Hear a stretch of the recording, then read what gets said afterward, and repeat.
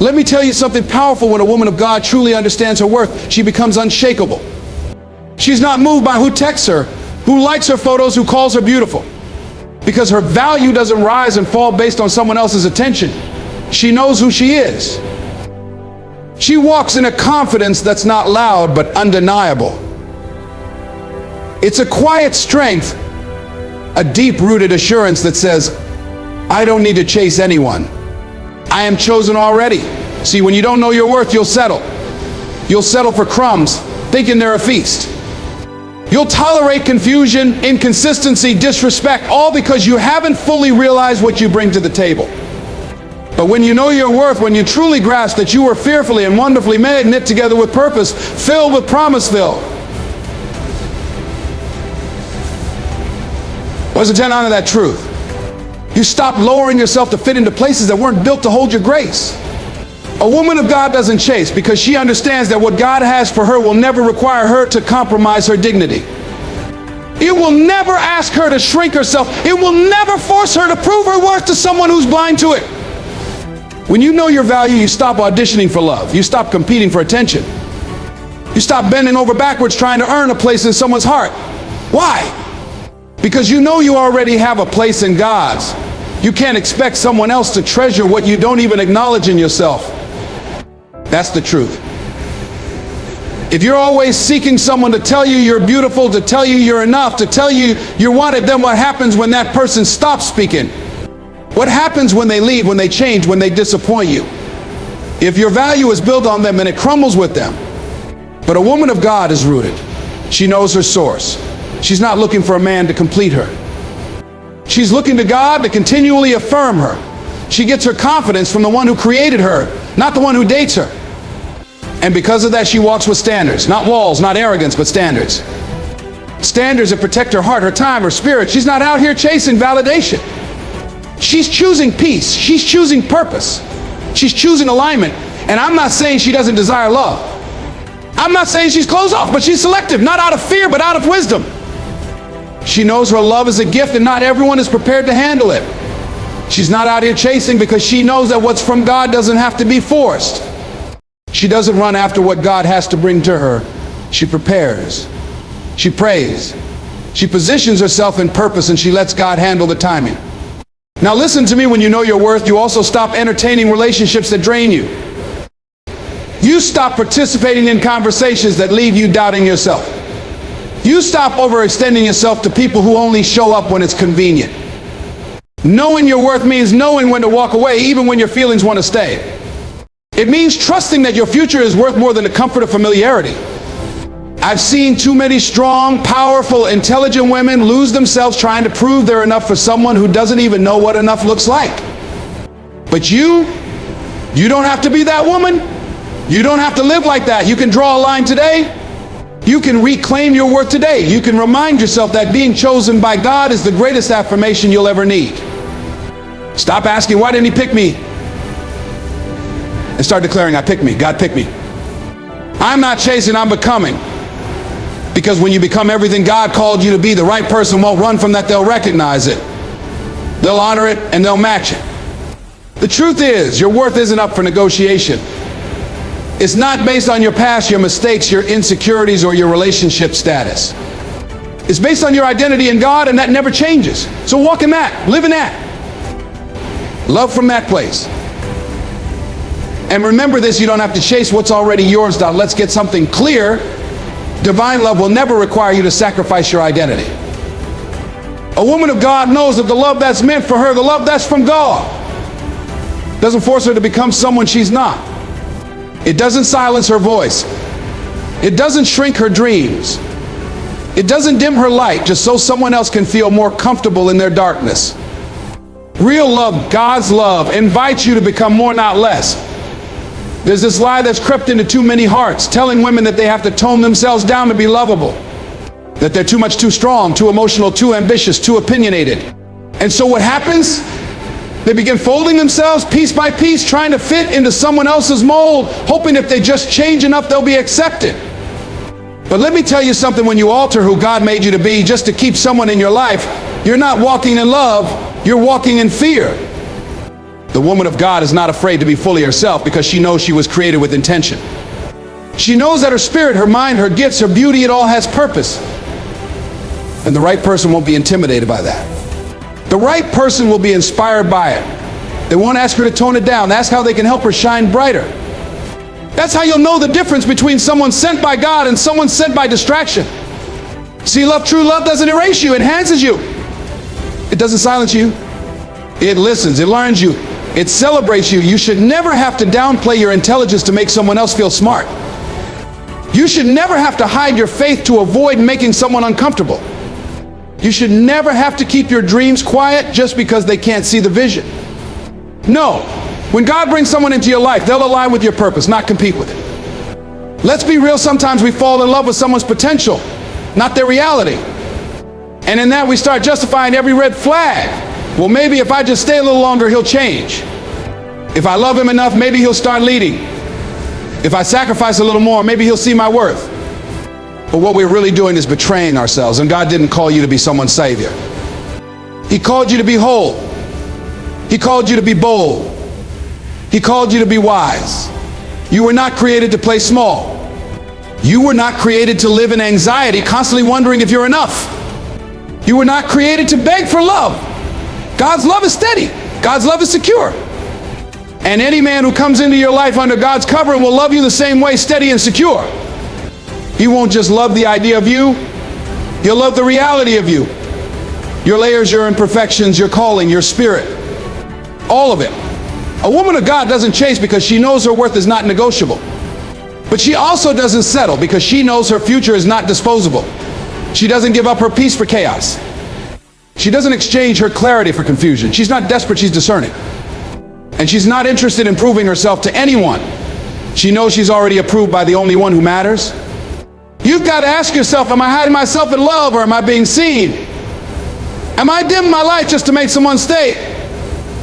Or am I growing in their presence? Am I giving up who I am to hold on to who they might be? If the answer to any of those is yes, then it's time to reevaluate you call love, because God never requires you to lose yourself to gain someone else. God's love never calls you to compromise your character. It doesn't ask you to wait in confusion. It doesn't keep you questioning your value. That's not love. That's distraction. That's delay. And a woman of God doesn't chase distraction, she walks in purpose. She knows that her calling is bigger than her loneliness, that her peace is more precious than temporary attention, and that her identity is too sacred to trade for approval. So if you've been feeling like you have to change to be loved, let this be your reminder: you don't. The right love will find you being exactly who God created you to be. No masks, no performances, no compromise. Just you, authentic, whole, and worthy, because any love that asks you to shrink was never real love to begin with. Let me tell you something: when you know who you are, you don't chase people, you attract purpose. When a woman is rooted in a relationship with God, her focus shifts. She's not preoccupied with who's texting back, who's showing up, or who's giving her attention. Her mind is set on higher things. She's walking in purpose, living in alignment with the calling on her life, and that alone radiates a kind of confidence this world can't manufacture. It's not arrogance, it's authority. It's not ego, it's identity. Now let's be clear, we're not talking about prideful independence. We're not talking about I don't need anybody. That's not what strength looks like. True strength is knowing you can be alone, but you're never really alone. True strength is understanding that while companionship is beautiful, it should never come at the cost of your peace, your values, or your identity. And when you're a woman of God, your identity is non-negotiable. You're not defined by your relationship status. You're defined by the one who created you. This world will try to convince you that your value is measured by who chooses you. But here's the truth: you were already chosen before you were ever pursued. God's approval stamped your worth long before any man saw your beauty, your strength, or your anointing. So don't let temporary attention make you forget your eternal value. The woman of God knows she's not here to chase love, she's here to walk in purpose. And when you walk in purpose, everything that's aligned with that purpose, that finds you. The man, the opportunities, the peace, they don't have to be chased because they're already part of your divine assignment. You don't beg for what God sends. You don't plead for what was meant to pursue you. You just keep becoming who God called you to be and let the rest catch up. When you're grounded in your calling, you don't entertain confusion. You don't entertain someone who only reaches out when it's convenient. You don't wait around for someone to figure it out while you put your destiny on hold. Because your time is valuable, your spirit is sacred, and your purpose is too precious to be paused for someone who doesn't recognize it. Let's get real for a second. Sometimes the waiting gets lonely. Sometimes we question if maybe we're asking for too much. Maybe it's easier to just settle, to just accept what's available instead of waiting for what's right. But listen, just because it's available doesn't mean it's aligned. Just because it shows up doesn't mean it's sent. And just because it feels good in the moment doesn't mean it's good for your mission. Don't let loneliness convince you to settle for less than what you've prayed for. Don't let desperation make you forget the standard God set for your life. When you know your worth, you don't entertain options, you wait for alignment. That's not weakness, that's wisdom. That's not stubbornness, that's strength. You don't need to manipulate. You don't need to compete. You don't need to prove you're enough. You don't need to bend until you break. The right connection will recognize your value without needing a presentation. The right man won't be intimidated by your purpose, he'll be inspired by it. He won't try to compete with your growth, he'll want to grow with you. And here's the beautiful thing, when you stop chasing, you start attracting. You attract peace. You attract clarity. You attract people who see you, respect you, and honor the God in you. You stop moving out of desperation and start moving in discernment. And that changes everything. So don't be discouraged if it feels like everyone else is getting chosen while you're still waiting. Don't let comparison rob you of contentment. What God has for you is still on the way. Your story doesn't have to look like anyone else's to be beautiful. Your timing doesn't have to match the world's to be perfect. Stay focused on your purpose. Keep walking in your calling. And remember, when you're rooted in who you are and whose you are, you don't chase anything. You align, you trust, you wait with expectancy, not anxiety. And in the waiting, you become even more of the woman God created you to be. Because you were never meant to chase, only to be chosen in alignment with divine timing. Sometimes the secret to happiness isn't in adding more, it's in learning how to let go. We live in a world that tells us to hold on.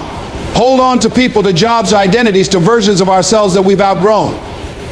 We hold on out of fear. Fear of being alone. Fear of starting over. Fear of not knowing what comes next. But let me tell you something, letting go is not a sign of weakness. It is a declaration of strength. It is the quiet courage saying, this no longer serves me, and walk away without bitterness, without regret, without needing anyone else's permission. Letting go is an act of self-respect. It's standing in front of a mirror and admitting to yourself that what you've been carrying is too heavy now. That some relationships, no matter how much history they carry, are not healthy for where you're headed. That some beliefs, no matter how familiar they are limiting your growth. And yes, it hurts. It hurts to release what you once thought would last forever. It hurts to shift your expectations. But that pain is the birthplace of freedom. That discomfort, that stretching, is where transformation lives. Too often we stay stuck because we confuse comfort with peace. Just because something feels familiar doesn't mean it's good for you. Just because you've always been that way doesn't mean you're meant to stay that way. Growth will require you to disrupt patterns, to challenge your routines, and to let go of identities you've been holding on to just to make other people comfortable. There comes a time when you have to choose between their comfort and your calling. Now, I know it's easy to say just let go, but in real life it's not that simple. We form attachments. We invest time, love, and energy. We build hopes and dreams around certain people, certain places, certain outcomes. But here's the truth, everything has a season. Some things are meant to teach you, not stay with you. Some chapters are meant to end so a better story can begin.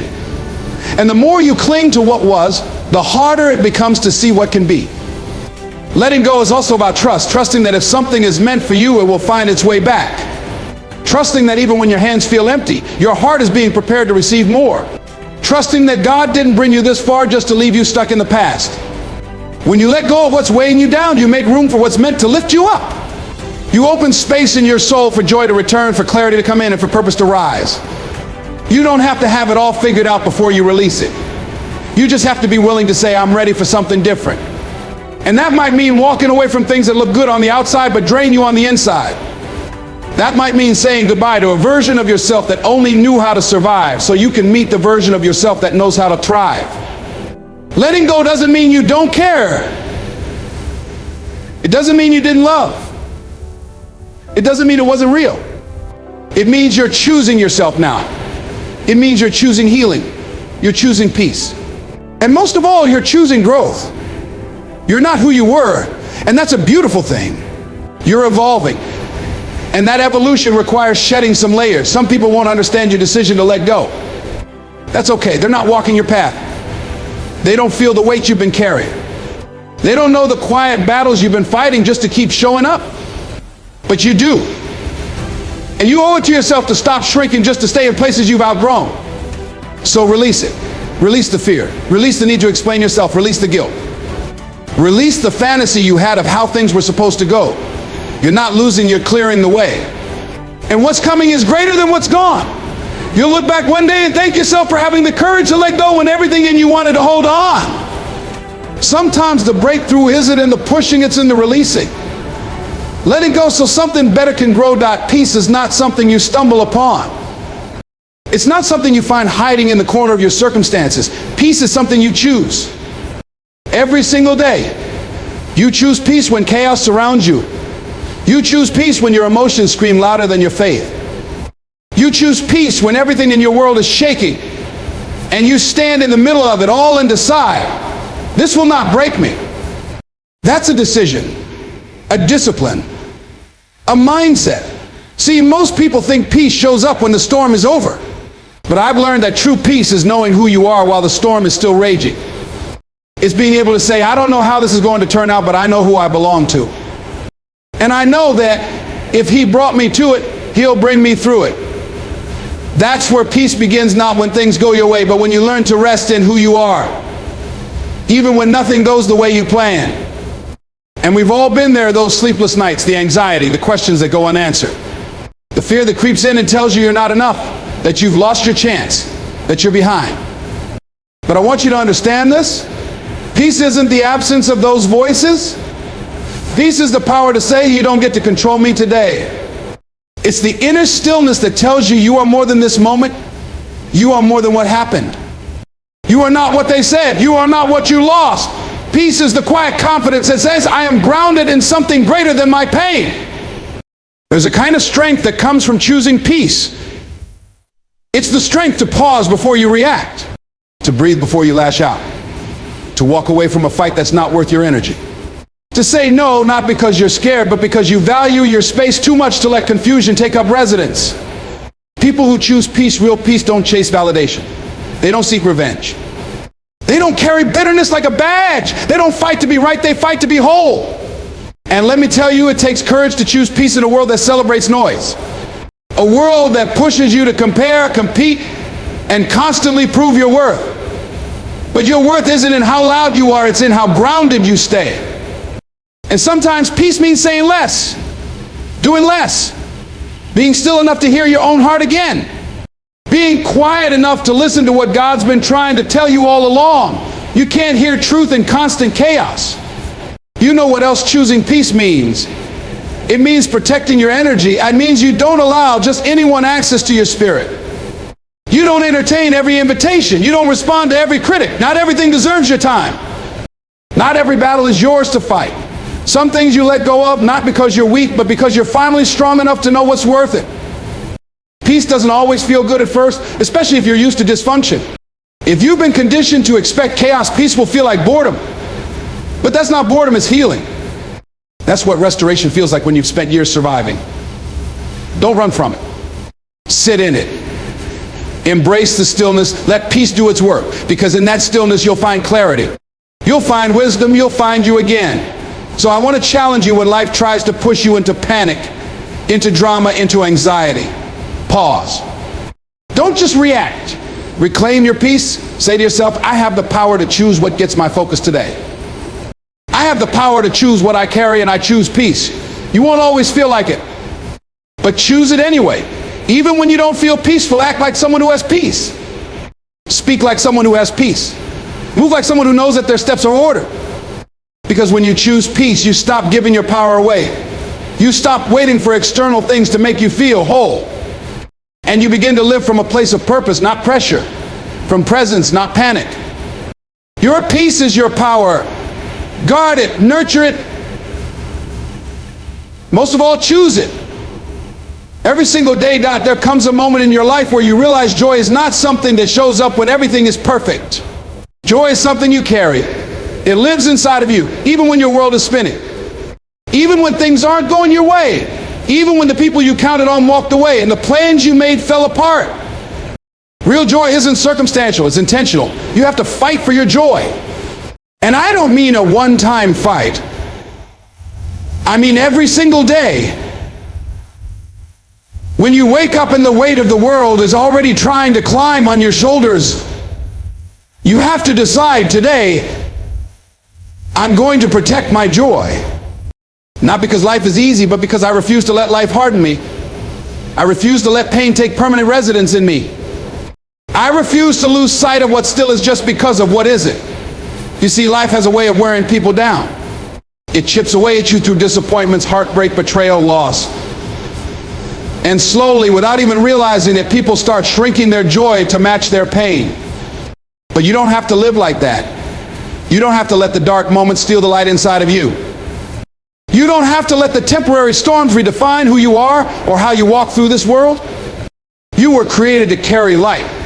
And that light isn't just for sunny days.